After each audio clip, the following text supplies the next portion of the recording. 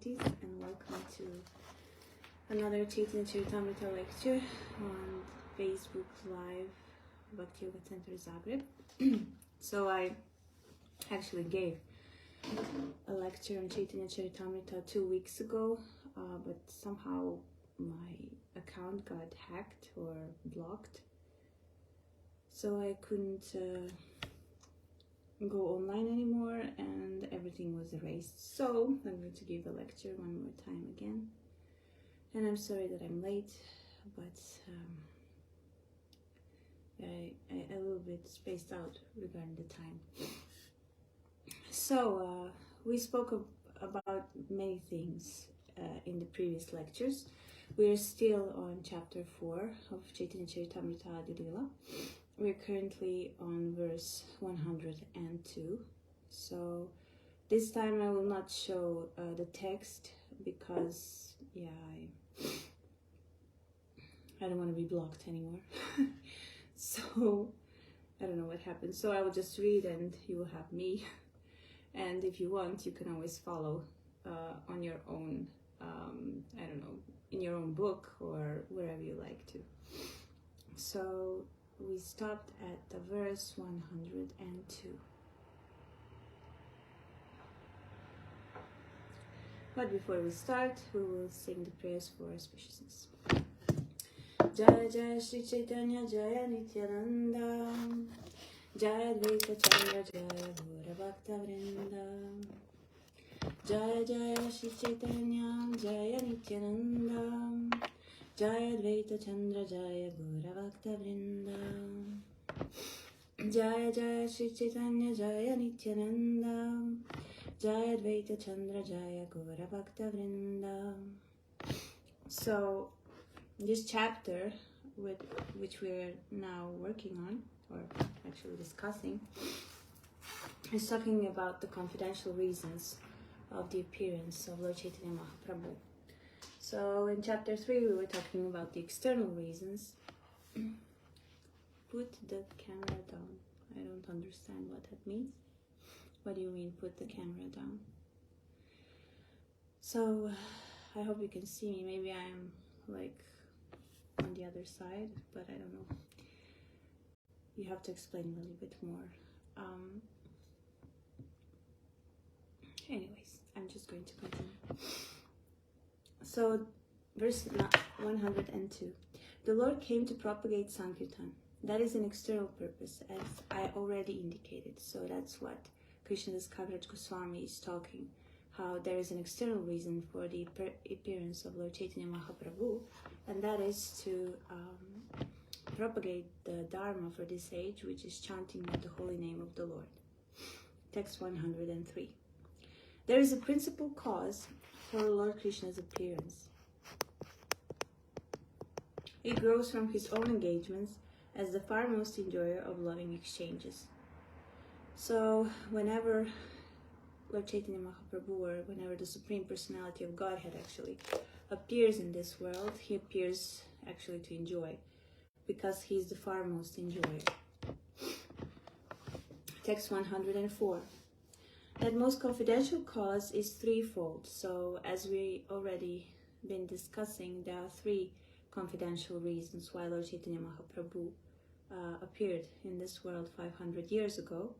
And the person who revealed the reasons, these confidential reasons, is Swarup Damodar. There's no time.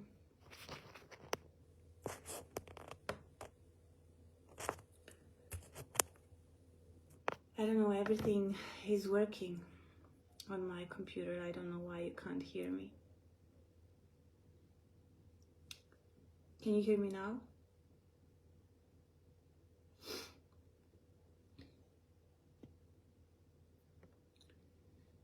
Yeah. I don't know what to do. I hope, I don't know. It seems that everything is working on my computer. So I don't know. I can ask someone to check.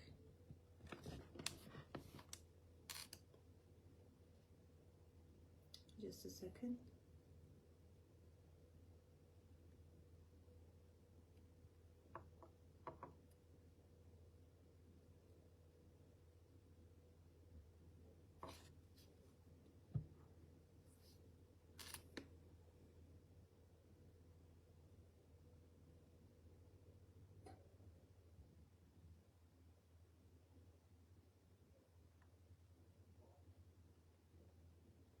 Anyway, this will be recorded, and a lot of people anyway only listens to the recording, so I will try to speak loudly and hope for the best. I don't know what else to do.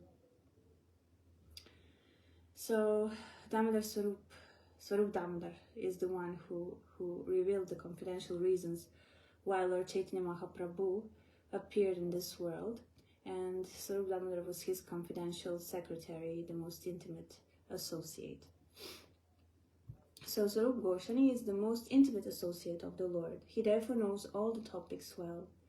So Prabhupada explains in the purport, prior to the Lord's acceptance of the renounced order, Purushottama Bhattacharya, a resident of Navadvip, desired to enter the renounced order of life. Therefore he left home and went to Benares, where he accepted the position of brahmacharya from a Mayavadi sannyasi. When he became a brahmachari, he was given the name Sri Damodar Swarup. He left Benares shortly after without taking sannyas, and he came to Nilachala, Jagannath Puri, where Lord Chaitanya was staying. He met Chaitanya Mahaprabhu there and dedicated his life for the service of the Lord. He became Lord Chaitanya's secretary and constant companion. He used to enhance the pleasure potency of the Lord by singing appropriate songs, which were very much appreciated. So the confidential reason why Lord Chaitanya Mahaprabhu appeared in this world is to taste the love that Srimati Radharani tasted. So that to experience the highest ecstasy of conjugal love that is experienced only by the gopis, and he wanted to experience what the topmost gopi experienced. Thank you, Yashmati Nandana. So he wanted to experience what Srimati Radharani experienced, and to get in the mood of the ecstasies of Srimati Radharani, Swarup Damodar would very often recite verses which would induce these feelings in Lord Chaitanya Mahaprabhu. This can be read especially at the end of Chaitanya Charitamrita in Antya Lila, where Lord Chaitanya Mahaprabhu is really experiencing pain of separation from Krishna, and the Swarup Damodar is enhancing it by reciting the proper verses from Srimad Bhagavatam, which make Lord Chaitanya Mahaprabhu experience the emotions even more and remember Krishna even more. So to continue Srila Prabhupada's purport, Swarup Damodar has been identified as Lalita Devi, the second expansion of Radharani. However, text 160 of Kali Karnapurna's authoritative Gauraganadesha Deepika describes Swarup Damodar as the same Vishaka Devi who serves the Lord in Goloka Vrindavan. So we can see that Swarup Damodar is not an ordinary person. He's an expansion of Vishaka Devi, who is one of the topmost gopis and associates of Srimati Radharani and Lord Krishna. I'm currently in Radhadesh doing some services. So here there is a main deity of Radha Gopinath who is worshipped with the gopis, Vishaka and Lalita Devi. So they are the most intimate and the most confidential friends of Srimati Radharani and Krishna. So in that sense, it's logical that he was the most intimate associate of Lord Chaitanya Mahaprabhu, because he knew the mood of Srimati Radharani, and therefore he was the perfect person to enhance those emotions. So therefore it is to be understood that Shri Swarup Damodara is a direct expansion of Radharani, who helps the Lord experience the attitude of Radharani. So all the gopis, it can be a little bit confusing when someone says that Vishaka or Lalita are expansions of Srimati Radharani, but they represent the expansion. Radharani is the one who expands herself in the gopis for the pleasure of Krishna, to enhance his pleasure, because he wants to enjoy. So the best enjoyment is the enjoyment of many. So through her energy she expands in the gopis, and therefore she provides pleasure for the Supreme Personality of Godhead. Text 106. So all of you who are following, you can open Chaitanya Charitamrita, Adi Lila, chapter 4, text 106, and just follow. The heart of Lord Chaitanya is the image of Sri Radhika's emotions. So that's what he wanted to experience, and therefore he cultivated these emotions when he came. Thus, feelings of pleasure and pain arise constantly therein. The pleasure is like the love that Srimati Radharani feels for Caitanya Mahaprabhu, for Lord Krishna, and the pain is the pain of separation, in which Srimati Radharani is constantly. Purport of Srila Prabhupada. Lord Chaitanya's heart was full of the feelings of Srimati Radharani, and his appearance resembled hers. Swarupa Damodara has explained his attitude as Radha Bhava Murti, the attitude of Radharani. So Radha Bhava Murti. Murti means the form. Bhava is the feeling of love. So Lord Chaitanya Mahaprabhu was the form of love of Radharani towards Krishna. So one who engages in sense gratification on the material platform can hardly understand Radha Bhava, but one who is freed from the demands of sense gratification can understand it. So only the one who actually controls the senses can understand the feelings of Srimati Radharani. Otherwise, if we don't control our senses, we have the tendency to compare the experiences that are exhibited in the spiritual world with the experiences that we have in this material world. So therefore, in order to understand spiritual, we have to be engaged in spiritual activities. So Srila Prabhupada here confirms this. He says that Radha Bhava must be understood from the Goswamis. So Goswami means one who controls the senses, one who is the master of the senses. Go means senses, and Swami means the master. So Goswami means the master of the senses. So they're the only ones who can understand the emotions of Srimati Radharani. And therefore, Srila Prabhupada continues, from such authorized sources, it is to be known that the attitude of Srimati Radharani is the highest perfection of conjugal love, which is the highest of the 5 transcendental mellows, and it is the complete perfection of love of Krishna. To repeat, there are 5 transcendental mellows in which one can serve and have a relationship with the Supreme Personality of Godhead. This is the relationship of serving, servitude, then the relationship of friendship, then the relationship, actually the first one is the relationship of neutrality, then the relationship of servitorship, then the relationship of friendship, then the relationship of parenthood, and then the loving relationship of lovers, wives or lovers towards Krishna. These transcendental affairs can be understood on 2 platforms. One is called elevated and the other is called super elevated. So there are certain gradations even in the spiritual world. Some are considered good, some are considered even more good. So the loving affairs exhibited in Dwaraka are the elevated form. And these affairs that are exhibited in Dwaraka actually refer to the Supreme Personality of Godhead and his relationship with his queens, so his wives. And then Srila Prabhupada explains how the super elevated position is reached in the manifestations of the pastimes of Vrindavan. So these relationships actually refer to the relationship of Lord Krishna towards the gopis. So they are the super elevated pastimes of the Lord. The attitude of Lord Chaitanya is certainly super elevated. So Lord Chaitanya Mahaprabhu is the one who is representing the super elevated, the most elevated relationship one can have with the Supreme Personality of Godhead. And he came to teach us by example how to accomplish it, and he actually came to freely distribute this kind of love towards Krishna by propagating the chanting of the holy names of the Lord. Hare Krishna, Krishna Krishna, Hare Hare, Hare Rama, Rama Rama, Hare Hare. So by chanting this mantra, we can also understand these kinds of feelings and achieve prema even in this life. And that's the promise of Srila Prabhupada. So from the life of Sri Chaitanya Mahaprabhu, an intelligent person engaged in pure devotional service can understand that he always felt separation from Krishna within himself. So the separation from Krishna is felt always by Srimati Radharani. So if Lord Chaitanya Mahaprabhu came here to experience her feelings, that is what he felt as well. In that separation, he sometimes felt that he had found Krishna and was enjoying the meeting. The significance of this separation and meeting is very specific. If someone tries to understand the exalted position of Lord Chaitanya without knowing this, he is sure to misunderstand it. One must first become fully self-realized, otherwise one may misidentify the Lord as Nagara, or the enjoyer of the damsels of Braja, thus committing the mistake of rasabhasa or overlapping understanding.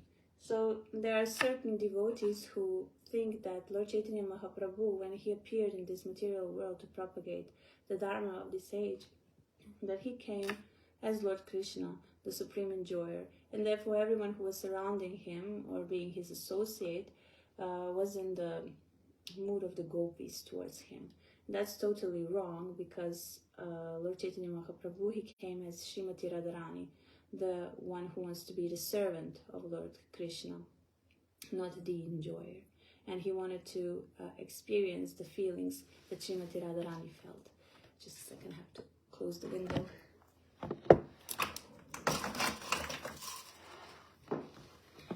Okay.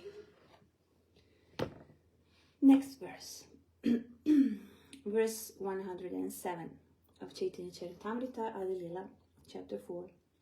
In the final portion of his pastimes, Lord Chaitanya was obsessed with madness of separation from Lord Krishna. He acted in erroneous ways and talked deliriously. So just a few days ago, I was giving a lecture on Antya Lila in Chaitanya Charitamrita, the extraordinary behavior of Lord Chaitanya Mahaprabhu. And it is so difficult to understand, because there is something that is called transcendental madness, and Lord Chaitanya Mahaprabhu definitely exhibited transcendental madness, and in his feelings of separation towards Krishna, he would rub his cheeks on the wall, and the cheeks would bleed. But, I mean, when we try to understand this doesn't feel like someone is experiencing ecstasy. It's actually like someone who is experiencing pain and who is hurting himself. But it is described by Krishnadas Kaviraj Goswami that no one in this material world can understand the pastimes of Lord Chaitanya Mahaprabhu and his feelings by logic and argument. All we can do is just listen with faith. And then maybe Krishna, who is situated in the heart of the every living entity, maybe he will reveal and make us understand why Lord Chaitanya Mahaprabhu acted in the way he acted. And also, like, when you think of it, like Lord Chaitanya Mahaprabhu, when he appeared as an incarnation of Krishna, he came in a spiritual body. He doesn't have a material body, and a spiritual body cannot bleed. So it's just a Lila when he rubs his cheek on the walls and his cheek bleeds. He cannot bleed. He's totally spiritual. So this is something that actually is explained at the end of Chaitanya Charitamrita. And maybe through reading the whole Chaitanya Charitamrita from the beginning, which we are doing right now, maybe in a few months when we get there, we will be able to understand the transcendental position of Lord Chaitanya Mahaprabhu and why he acted the way he acted. So, to read the purport, where Srila Prabhupada explained. Lord Chaitanya exhibited the highest stage of the feelings of a devotee in separation from the Lord. And also, what is very interesting to note, he was experiencing the Mahabhava, which can only be experienced by Srimati Radharani. And he exhibited the symptoms and emotions while he was present here on this earth. And it is described in the scriptures that an ordinary person, if he or she would feel these emotions, he or she would immediately leave her body or his body, because the material body cannot handle these emotions. So therefore, this is also a proof how Lord Chaitanya Mahaprabhu came into a spiritual body, because only a spiritual body can exhibit Mahabhava without some fatal consequence. So Lord Chaitanya exhibited the high stage of feelings of devotee in separation from the Lord. This exhibition was sublime because he was completely perfect in feelings of separation. So whatever he exhibited was a complete perfection in spiritual life. Materialists, however, cannot understand this. As we said, we just can't understand this. Sometimes materialistic scholars think he was diseased or crazy because, as we said, he was experiencing transcendental madness. And how can someone understand transcendental madness? It can only maybe appear as some material madness, and you can think that this person is just crazy. But that is not so. So their problem is that they always engage in material sense gratification, so these persons who observe Lord Chaitanya Mahaprabhu in that way, and they can never understand the feelings of the devotee and the Lord. Materialists are most abominable in their ideas. This is just to indicate how they always try to, understand things by experimental knowledge, by logic, by argument, like through philosophy. There are many philosophical thoughts that were thought in the history of the world, and no one came to any conclusion. They were just contra-argumenting themselves. So in that sense, like, there is no conclusion from their side. So how can they understand something that is spiritual? Because they're only on a mental platform, only speculating about things according to their experience. And their experience is not perfect because their senses are not perfect. The scriptures say that we cannot base our knowledge on our experience because the senses that we have are imperfect. We are conditioned, prone to illusion, prone to cheating. So therefore, we cannot on our own understand the Supreme Truth. So Srila Prabhupada continues about the materialists. They think that they can enjoy directly perceivable gross objects by their senses, and that they can similarly deal with the transcendental features of Lord Chaitanya. But the Lord is understood only in pursuance of the principles laid down by the Goswamis, headed by Swarupa Damodar. So as we said, only persons who can control their senses, the Goswamis, can actually understand the transcendental position of Lord Chaitanya Mahaprabhu. And they proved it because they were given instructions by Lord Chaitanya Mahaprabhu to actually write books about him so people can understand, and that they can write books about Bhakti Yoga.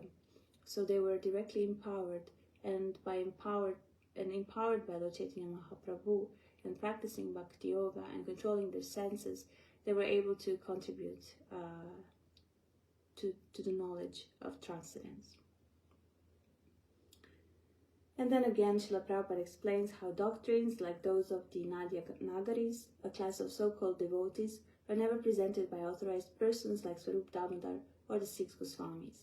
The ideas of Gauranga Nagaris are simply a mental concoction, and they are completely on the mental platform. And to repeat one more time, these Gauranga Nagaris, they consider Lord Chaitanya Mahaprabhu to be enjoyer, and therefore they perform pastimes in which Lord Chaitanya Mahaprabhu is like Krishna, and his associates are like the gopis. And that is totally, as Srila Prabhupada explains, a mixture of the rasas and totally wrong understanding. Text 108. Just as Radhika went mad at the sight of Uddhava, so Lord Chaitanya was obsessed day and night with the madness of separation. So this is again an example of how Lord Chaitanya Mahaprabhu exhibited the emotions of Radhika. So there is a pastime which is also described in Srimad Bhagavatam and in Chaitanya Charitamrita, where Lord Krishna actually sends Uddhava to Vrindavan to bring a message to the gopis, actually promising them that one day he will actually return to Vrindavan. And Uddhava was an intimate friend and servant of Lord Krishna in Dwaraka. And he also resembled Krishna physically, and he wore his clothes. So when he came to Vrindavan, the gopis, they knew he was not Krishna, but he resembled Krishna. And when they saw him, they just went mad, mad in meditation of Krishna and remembering Krishna, and they wanted to find out everything from him about Krishna. And the topmost gopi, Srimati Radharani, also when she saw Uddhava, she also went mad, because she saw him and then she started to speaking to a bee. So there is a whole conversation in which she actually, in her dialogue with the bee, which she thinks is a messenger of Krishna, she's totally exhibiting all the highest emotions that a person who experiences Mahabhava can experience. So that's her exhibition, just by seeing Uddhava. So in that same way, and these emotions are described in Bhagavad Gita, in Srimad Bhagavatam, which anyone can read, and it's very sweet. And I also recommend that you read the commentary of Vishwanath Chakravarti Thakur on these verses, because there's a sweet dialogue between Srimati Radharani and the bee, which shows the emotions she exhibits. So therefore, I think it's chapter 19 of Antya Lila, Lord Chaitanya Mahaprabhu also exhibits those same emotions and that same madness. So that's why this is mentioned here in this chapter. Purport by Srila Prabhupada. Those under the shelter of the lotus feet of Sri Chaitanya Mahaprabhu can understand that his mode of worship of the Supreme Lord Krishna in separation is the real worship of the Lord. When the feelings of separation become very intense, one attains the stage of meeting Sri Krishna. And this is something that happened to Lord Chaitanya Mahaprabhu and Srimati Radharani and the gopis. So when Uddhava came to Vrindavan, he first of all witnessed their emotions towards Krishna and the exhibitions of feelings of separation towards him. That was one thing. But Uddhava also came to bring the messages that Lord Krishna had for all the gopis, and especially for Srimati Radharani. So by actually transmitting these messages, what happened is that Uddhava and the gopis, they were totally immersed in Krishna Katha, which means they were constantly hearing and talking about Krishna. And then because Uddhava was empowered by Lord Krishna, in this Krishna Katha, in this immersion and focus of Krishna, Lord Krishna actually appeared. And therefore he assured the gopis that he never left them. And in the same sense, Lord Chaitanya Mahaprabhu was so much immersed in the feelings of separation that he had towards Lord Krishna, that when he entered one garden, in these feelings of separation, and he had his associates by his side, and they were reciting verses from Srimad Bhagavatam, and so they were, again, just like the gopis and Uddhava, they were speaking Krishna Katha.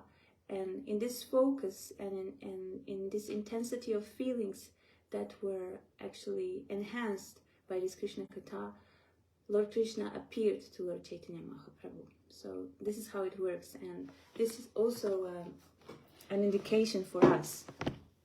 This means that if we also are immersed in Krishna Katha, if we hear and chant about Krishna constantly, and if we cultivate certain emotion, we don't have to cultivate the emotions of the gopis or pretend that we are something that we are not.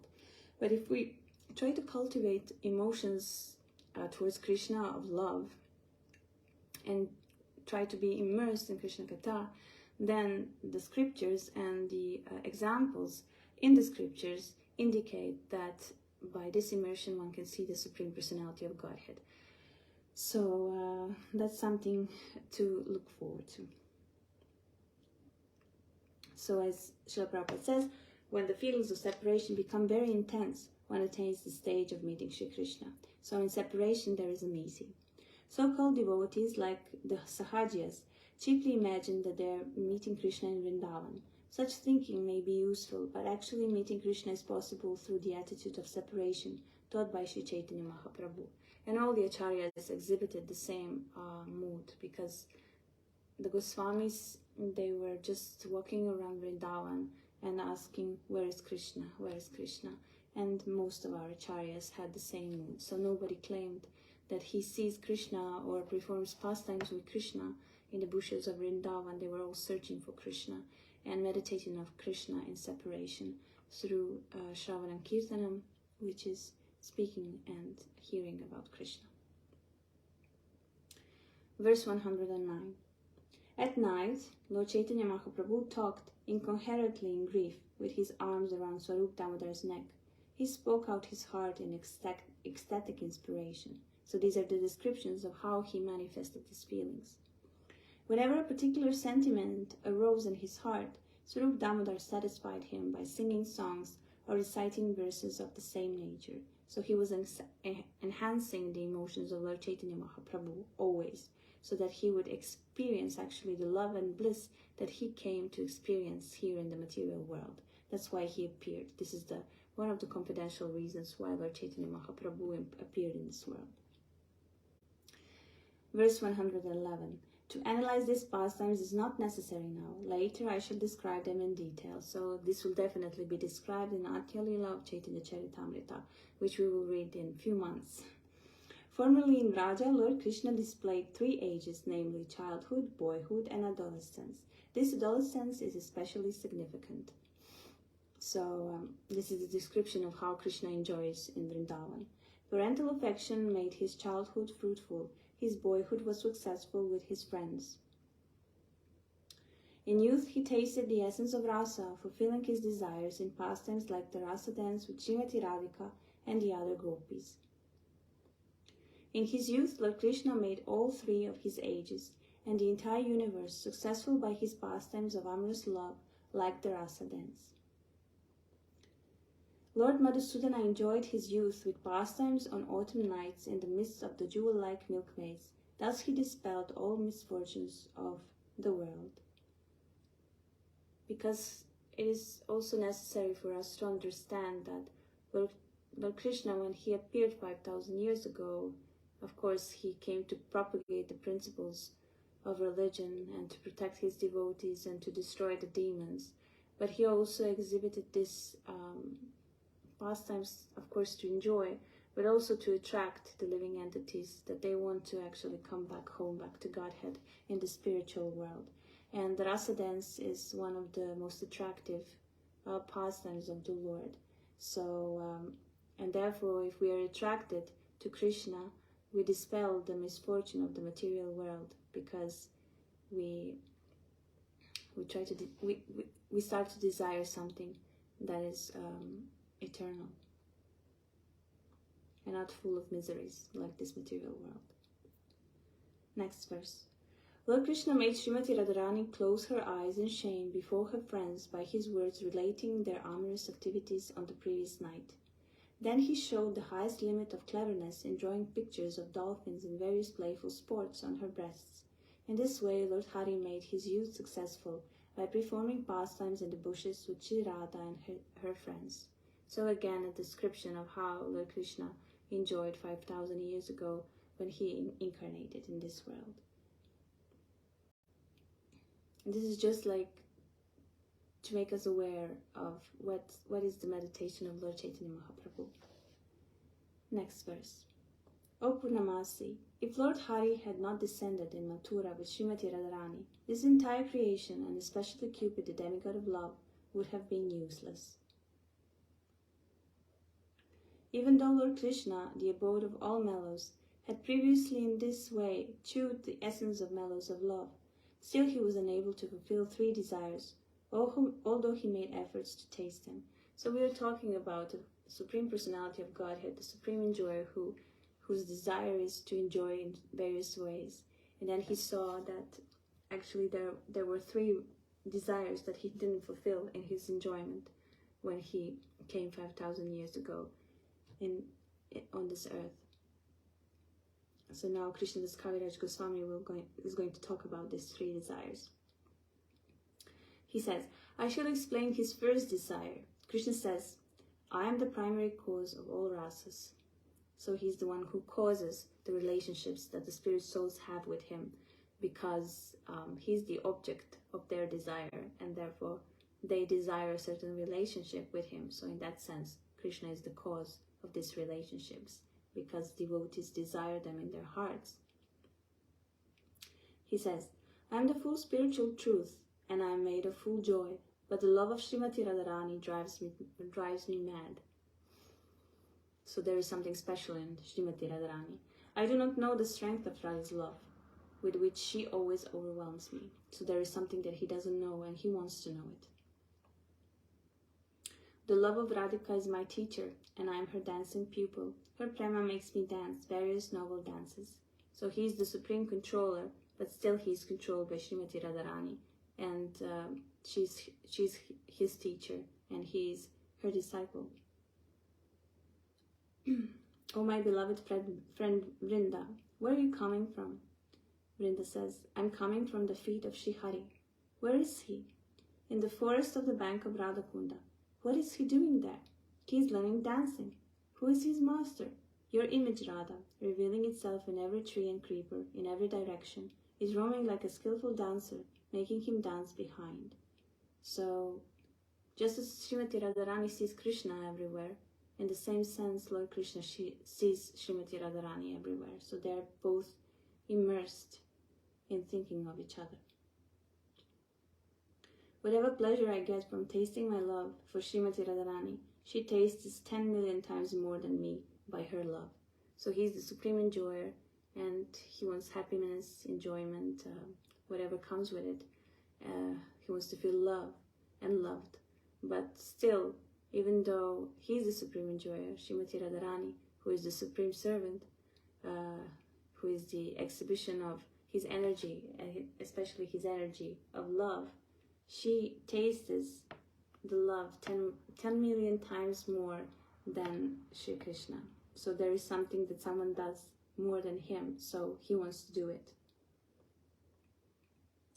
Just as I am the abode of all mutually contradictory characteristics, so Radha's love is always full of similar contradictions. So they are the same in their nature, as we have been describing. So if you want to understand a little bit deeply, and I don't go to details because many things we already said, we had like more than 10 lectures until now. So if you want to understand some things and you don't understand them now, you can ask a question, or you can look at our previous lectures. So he says, Radha's love is all-pervading, leaving no room for expansion, but still it is expanding constantly. So it's like, just like Lord Krishna is the greatest, so there is, according to our understanding, a certain limit, because someone is the greatest, but then he becomes every day even greater and greater. So the love is all-pervading, which means that it should pervade everything, but still it is expanding. And how? So this is the contradiction. If it is everything, how is it expanding? So these are certain contradictions which we find when we start to understand and talk about transcendence. And the Supreme Personality of Godhead is always full of contradictions. And Srimati Radharani, as his consort, also has this nature. There is certainly nothing greater than her love, but her love is devoid of pride. That is the sign of greatness. Nothing is purer than her love, but its behavior is always perverse and crooked. All glories to Radha's love for Krishna, the enemy of the demon Mura. Although it is all-pervading, it tends to increase at every moment. Although it is important, it is devoid of pride. And although it is pure, it is always beset with duplicity. So these are the contradictions that describe Srimati Radharani's love. So if you, by yourself, read a little bit and contemplate on it, it's quite beautiful. Shri Radhika is the highest abode of that love, and I am its only object. I taste the bliss to which the object of love is entitled, but the pleasure of Radha, the abode of that love, is 10 million times greater. So again he says how she enjoys more than Krishna enjoys. My mind races to taste the pleasure experienced by the abode, but I cannot taste it, even by my best efforts. How may I taste it? So this is what he wants. So Lord Krishna, after all the enjoyment that he had, that he exhibited in this material world, now he just realized, oh, I didn't taste what Srimati Radharani is tasting, and I want to taste that. And then he says, if sometime I can be the abode of that love, only then may I taste its joy. So he wants to be the abode of that love, which means he wants to be in the position of Srimati Radharani. And Srila Prabhupada explains in the purport, Vishaya and Ashraya are two very significant words relating to the reciprocation between Krishna and his devotee. So this is now a philosophical explanation of the relationship between Krishna and the spirit soul. So Srila Prabhupada says that this is just like technical terms, Sanskrit terms that are used in the scriptures. So the devotee is called Ashraya, and his beloved Krishna is the Vishaya. So these are the positions according to the scripture, and philosophical terms in which they're called. So different ingredients are involved in the exchange of love between Ashraya and Vishaya, which are known as Vibhava, Anubhava, Sattvika, and Vyabhichari. And if you want to know the details about how these characteristics are exhibited and what they are and how they are explained, you should read the Nectar of Devotion, because everything is explained there. And if you want to go even into more details, then you can read Bhakti Rasamrita Sindhu of Rupa Goswami. Then, Srila Prabhupada here explains things that I will not go into details because they're a little bit too complicated and they're not subject of this chapter, but he mentions them. So he says that Vibhava is divided into two categories, Alambana and Udipana. Alambana may be further divided into Ashraya and Vishaya. In the loving affairs of Radha and Krishna, Radharani is the Ashraya feature and Krishna is the Vishaya, the transcendental consciousness of the Lord. And the transcendental consciousness of the Lord tells him, I am Krishna and I experience pleasure as Vishaya. The pleasure enjoyed by Radharani, the Ashraya, is many times greater than the pleasure I feel. Therefore, to feel the pleasure of the Ashraya category, Lord Caitanya appeared as Sri Caitanya Mahaprabhu. So he appeared as Srimati Radharani and he took the position of Ashraya, which means that he took the position of his own devotee. Because the devotees, by some miracle, experience more happiness and pleasure in serving Krishna than Krishna in enjoying his pastimes. So therefore, he wants to enjoy in the same sense, especially he wants to enjoy like Srimati Radharani, who is the topmost devotee of the Lord. So therefore, he comes as Lord Chaitanya Mahaprabhu. Thinking in this way, Lord Krishna was curious to taste that love. His eager desire for that love increasingly blazed in his heart. That is one desire. So this is one confidential desire that Lord Chaitanya Mahaprabhu had. Now please hear of another, says Krishna Das Kaviraj Goswami. Seeing his own beauty, Lord Krishna began to consider. So first he was thinking how he wants to taste the love that Srimati Radharani wants to taste this, because it's 10 million times more greater than what he experiences. And then he thought of, but all of this is happening because of my sweetness. So he wants to taste by the second desire his own sweetness, and this will be explained in the further verses. So he says, my sweetness is wonderful, infinite and full. No one in the three worlds can find its limit. So the sweetness, just as Radharani's love, is unlimited. Only Radhika, by the strength of her love, tastes all nectar of my sweetness. So I'm so sweet, but I cannot taste my sweetness. But Srimati Radharani tastes the sweetness. So let me become Srimati Radharani, so I can taste the love that she feels, and that I can taste my sweetness. And they both increase, and this will be described in the verses. Krishna says, although Radha's love is pure like a mirror, its purity increases at every moment. So something is already pure. This is again a contradiction. Something is already pure, but the purity increases in each moment. So that is the characteristic of the spiritual world. That's what's happening there. Ever increasing, everything that is exhibited in the spiritual world is ever increasing in every second of time, if there is such a thing there.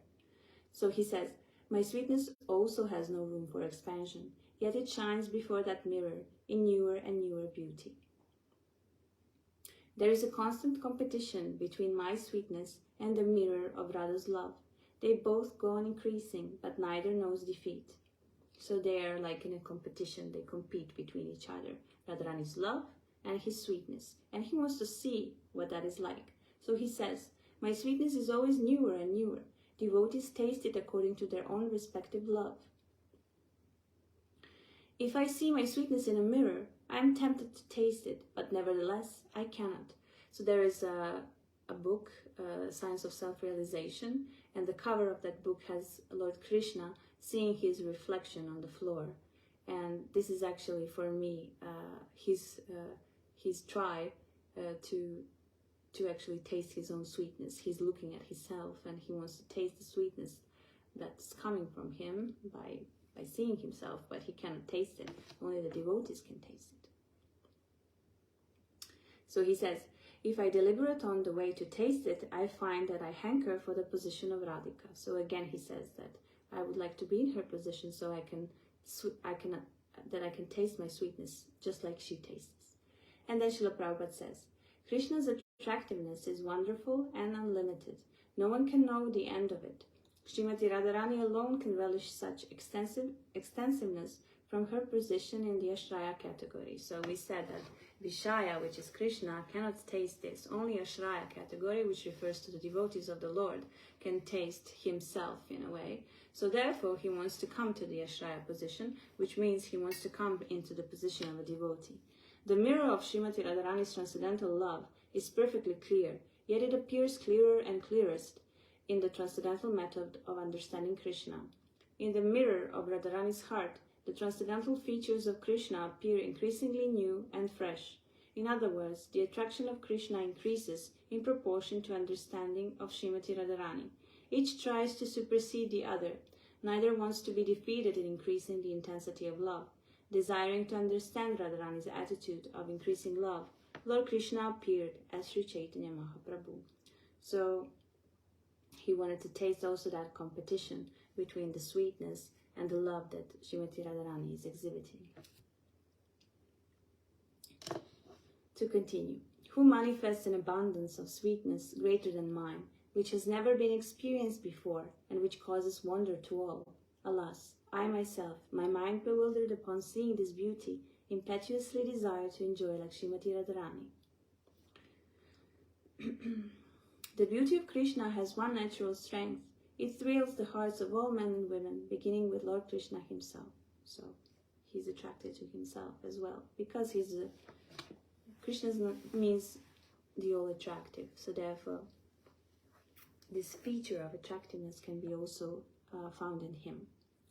All minds are attracted by hearing his sweet voice and flute, or by seeing his beauty. Even Lord Krishna himself makes efforts to taste that sweetness, in the sense that he appears as Lord Chaitanya Mahaprabhu. The thirst of one who always drinks the nectar of that sweetness is never satisfied. Rather, that thirst increases constantly. And that is why this is very interesting, actually, if you know a little bit about what is love and separation. There is also a book by Sanatana Goswami, which is called Brihad Bhagavatamrita. And in a way, there it is explained why Krishna never returns to Vrindavan, even though he's always there. But the queens in Dwaraka, in Mathura, they won't understand why Krishna left, because it is apparent that he's totally obsessed with the gopis. It is apparent that the gopis are obsessed with him. During the day, he fulfills his duties in the houses in which he lives, and he fulfills the duties of a husband of all these 16,108 queens. But during the night, when he sleeps, he calls the names of his cows, he calls the names of his gopis, and he cries.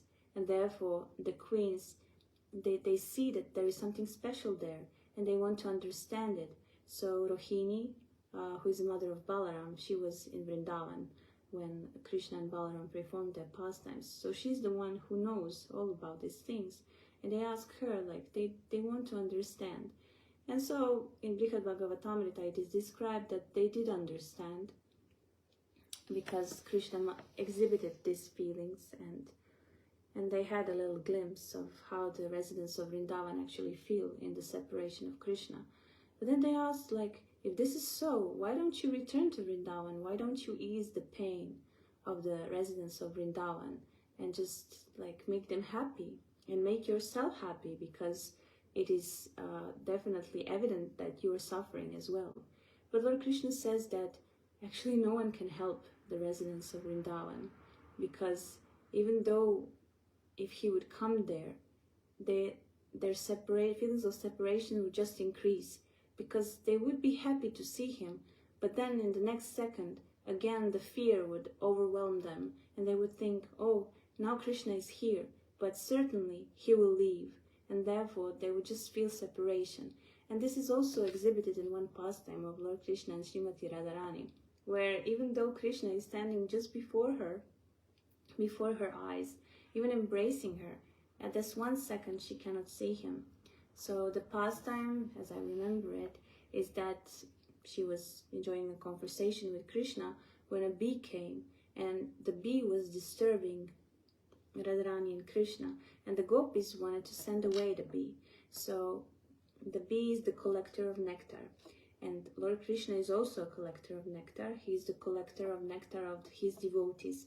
The love that devotees have towards Krishna is nectar for Krishna.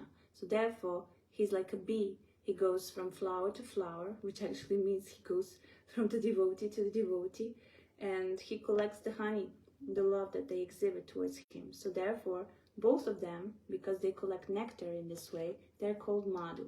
So to return to the story, the gopis were trying to chase away the bee, and then they said the Madhu is gone. But Srimati Radharani, she heard the Madhu is gone, but she was not thinking about the bee. She thought that Krishna was gone, and somehow her eyes were filled with tears, and they blurred her eyesight, and therefore she could not see even Krishna in front of her, and she just started crying, and she just fell into the feelings of separation, and no one could help her. Of course, after some time, she regained her composure and realized that actually Krishna is in front of her, and that he's not gone. But this is just one of the examples of how the feelings are ever increasing. So they have this thirst for Krishna, which constantly increases. So therefore, this is an example of how it happens, the feelings of separation. Even though Krishna is there, they think he's gone by some arrangement of Yogamaya, or they think that he will. I don't know why Sundarananda is calling me, but okay. Anyway, to continue. Let's see. We have 5 or 10 more minutes, so. The next verse. Such a person, being unsatisfied, begins to blaspheme Lord Brahma, saying that he does not know the art of creating well and is simply inexperienced. So this verse refers to another story, that's actually another Lila that is exhibited by the gopis. So these feelings of separation are so strong in the gopis that when they blink, there is 1 second in which they might not see Krishna. So this 1 second in which they don't see Krishna for them is too much. So therefore they curse the Creator because he created such eyes.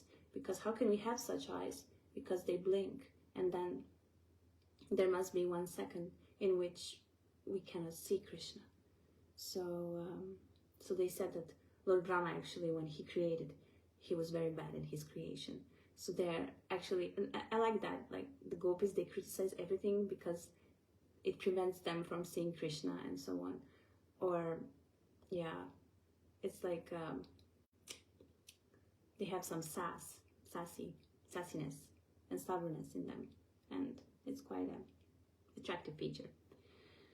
So they say about Lord Brahma, he has not given millions of eyes to see the beauty of Krishna. So that's what they think. That they think like, why 2 eyes? Why not millions of eyes so that we can just look at Krishna? He has given only 2 eyes, and even those 2 eyes blink. So what's the use of even these 2 eyes when they stop us even for a second to see Krishna? How then shall I see the lovely face of Krishna? So they just want to look at him. The gopis said, O Krishna, when you go to the forest during the day, and we do not see your sweet face, which is surrounded by beautiful curling hair, half a second becomes as long as the entire age for us. And we consider the Creator, who has put eyelids on the eyes we use for seeing you, to be simply a fool. So this is what the gopis think. And also I like this sentence, that just blink, by blinking, this half a second becomes as long as the entire age for us. This is something, this mood was cultivated by Lord Caitanya Mahaprabhu, and this can be seen in Shikshashtakam, his prayer where he says that I wish I had it. Actually, I can have it. Just a second. I have so many tabs open here.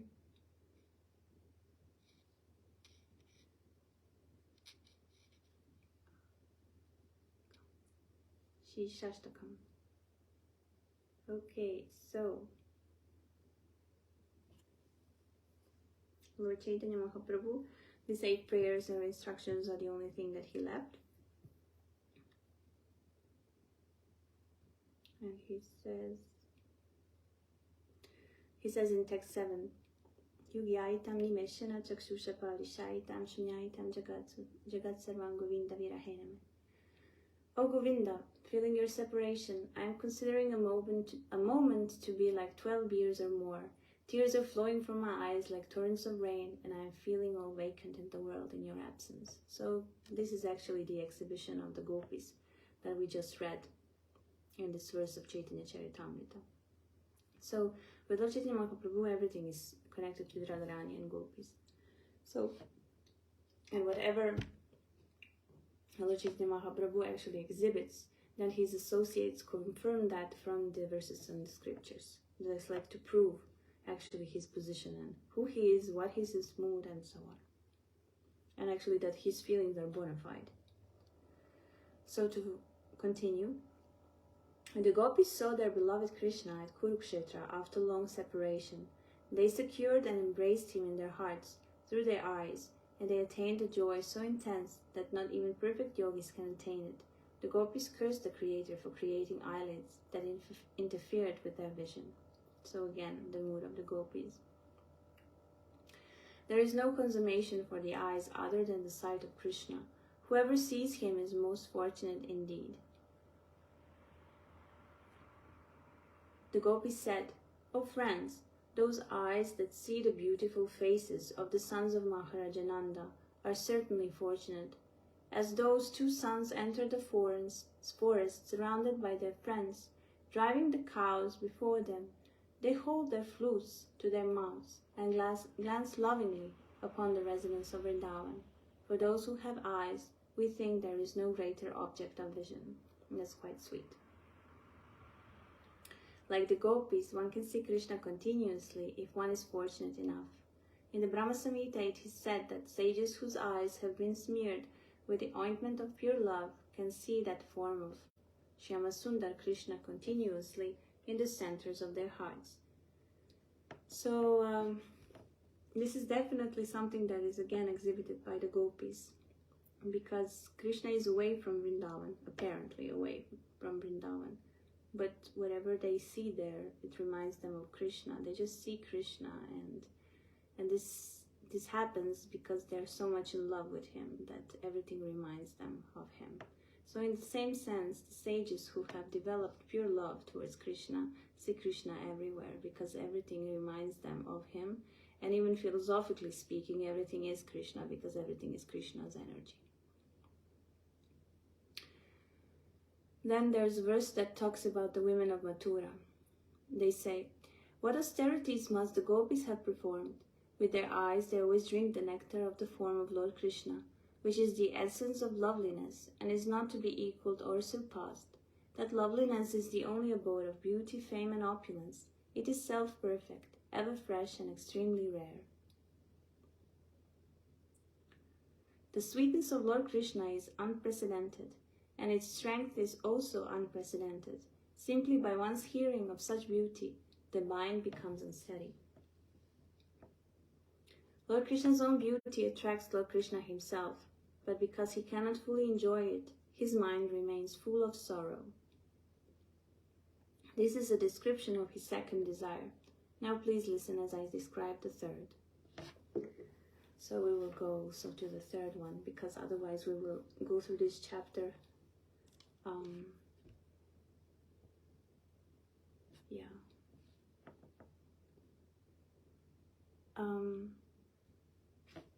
So Krishnadas Kaviraj Goswami says, this conclusion of rasa is extremely deep.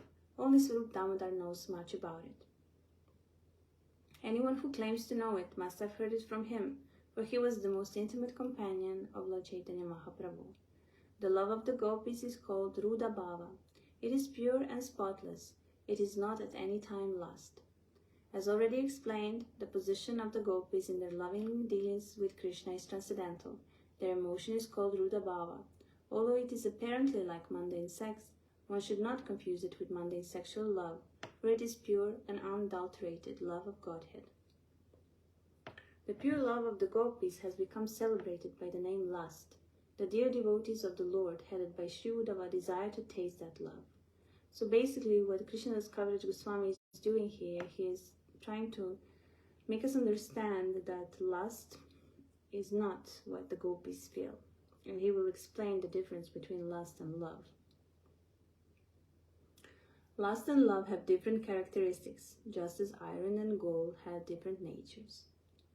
Srila Prabhupada says that one should try to discriminate between sexual love and pure love, for they belong to different categories, with a gulf of difference between them.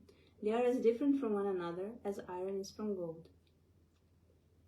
The desire to gratify one's own senses is kama, but the desire to please the senses of the Lord Krishna is prema. So whatever the gopis do, they just do it for Krishna. They shower for Krishna, they wash their teeth for Krishna, they comb their hair for Krishna, they dress for Krishna, they breathe for Krishna, everything is for Krishna, it's nothing for their sense gratification. And we do things for ourselves because it's normal for us to enjoy, because we think that we are this body.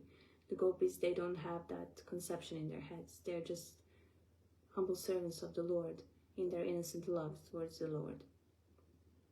So Srila Prabhupada says that the revealed scriptures describe pure love as follows. If there is an ample reason for the dissolution of conjugal relationship, and yet such a dissolution does not take place, such a relationship of intimate love is called pure. The predominated gopis were bound to Krishna in such pure love. For them there was no question of sexual love based on sense gratification.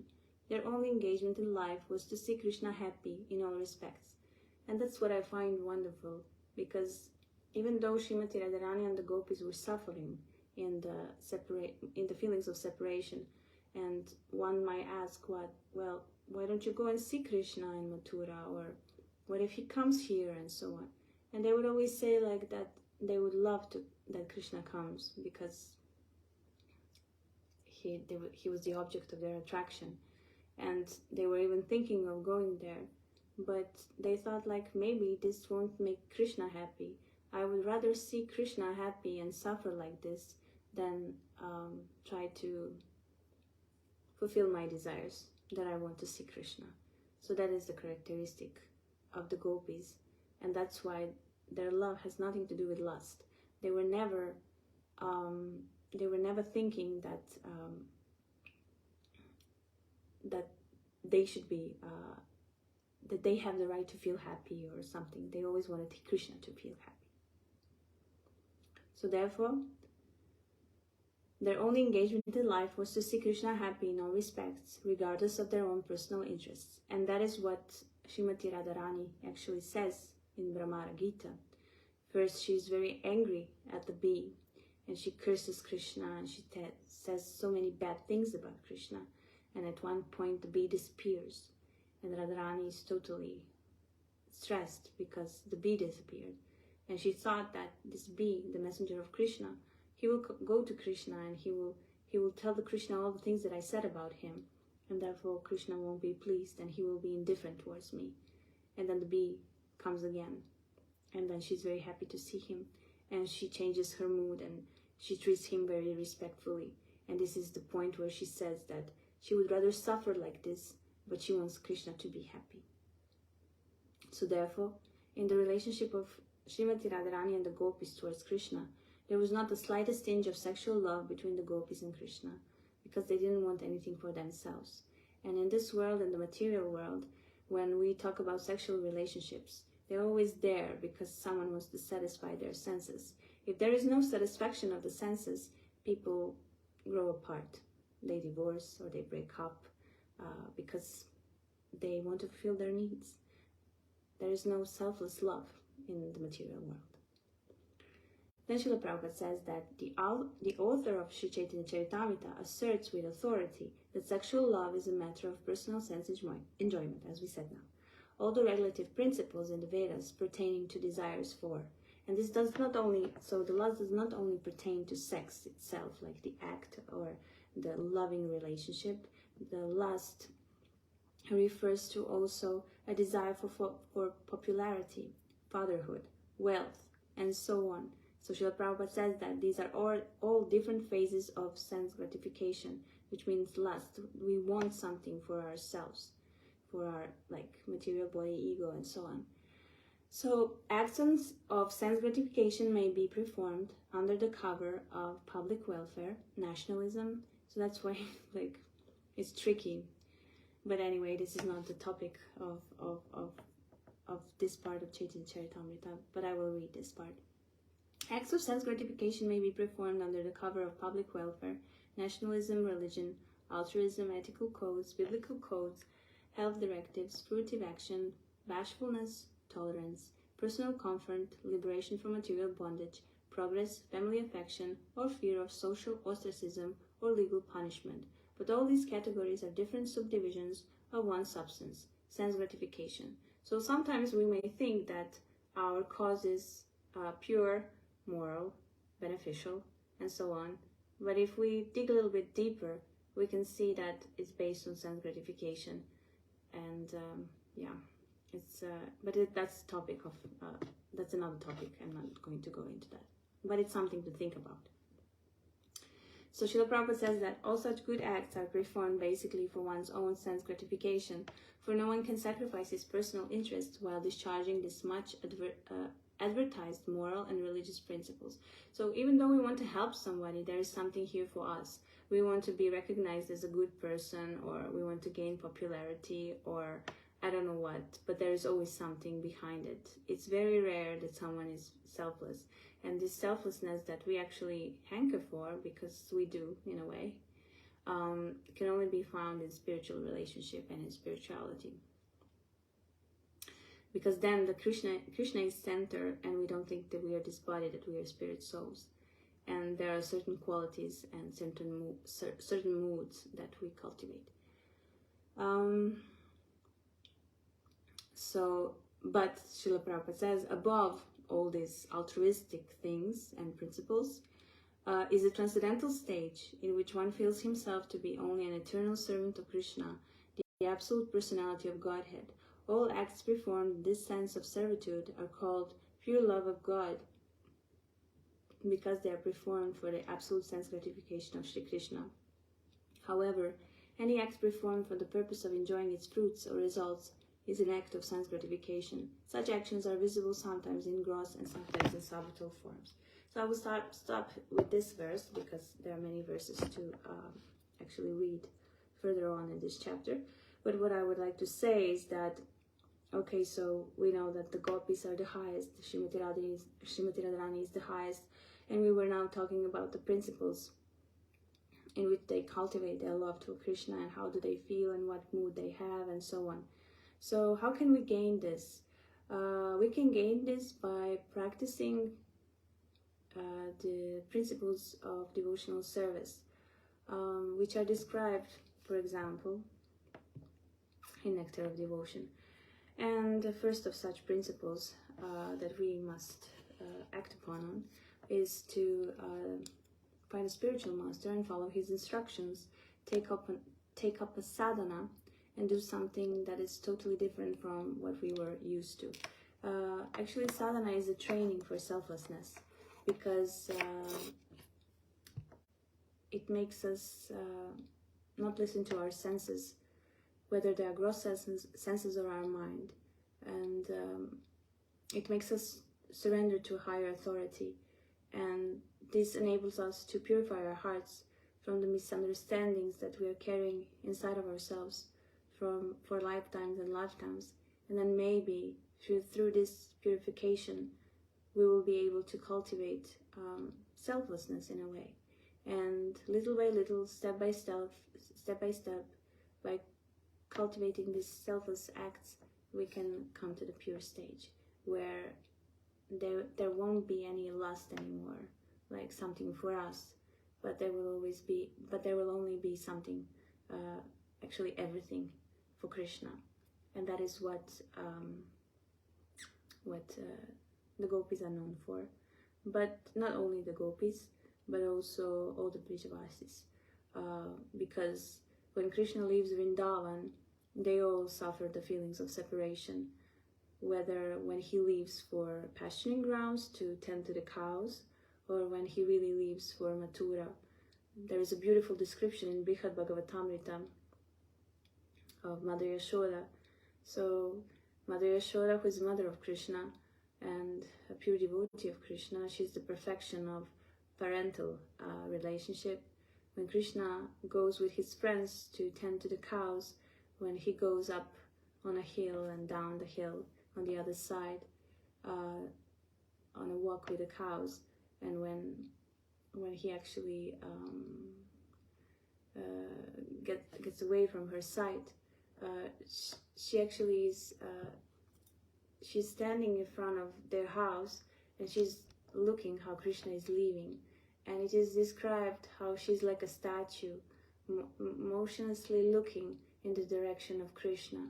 And even when Krishna leaves her sight and goes under the hill where she cannot see him, she still stands in that pose like a statue, looking at the distance, overwhelmed by the emotions of separation towards Krishna. And it's very beautiful if you actually meditate on the picture, because this is a picture for meditation, picture where we can focus on Krishna. And then when she, I guess, regains her external consciousness, what does she do? She goes into her house and she prepares everything for Krishna. She prepares, I don't know, various foods that he will eat, various clothes that he will wear.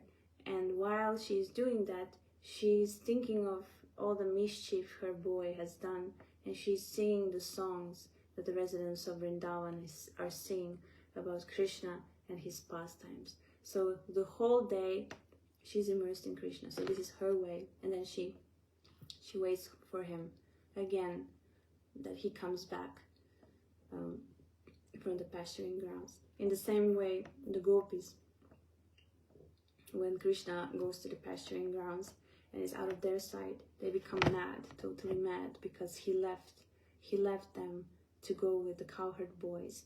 And then they talk so many stories about Krishna, and they are constantly immersed in Krishna Katha. So these are the pictures for meditation. They come from the scriptures, but we can see in Caitanya Charitamrita, in the lives of Lord Chaitanya Mahaprabhu and his associates, we can see that this is the principle that they follow as well. They are actually in separation of Krishna, hearing Krishna Katha and being immersed in the pastimes of Lord Krishna. So in that sense, they are doing the same thing that the residents of the spiritual world are doing. And this is also what our acharyas are doing, and this is also what we are doing. And therefore it is said that the best association one can have is if the person is immersed in Krishna Katha with the other devotees. That is actually the perfection of life, and that is actually the best way to establish a relationship with others, because it is based purely on spiritual values and not material ones. So that's all I have to say for today. I went a little bit over time, and I was late, like for more than 30 minutes. But anyway, I thank you for your attention, and next Wednesday we will continue. Good night. Hare Krishna.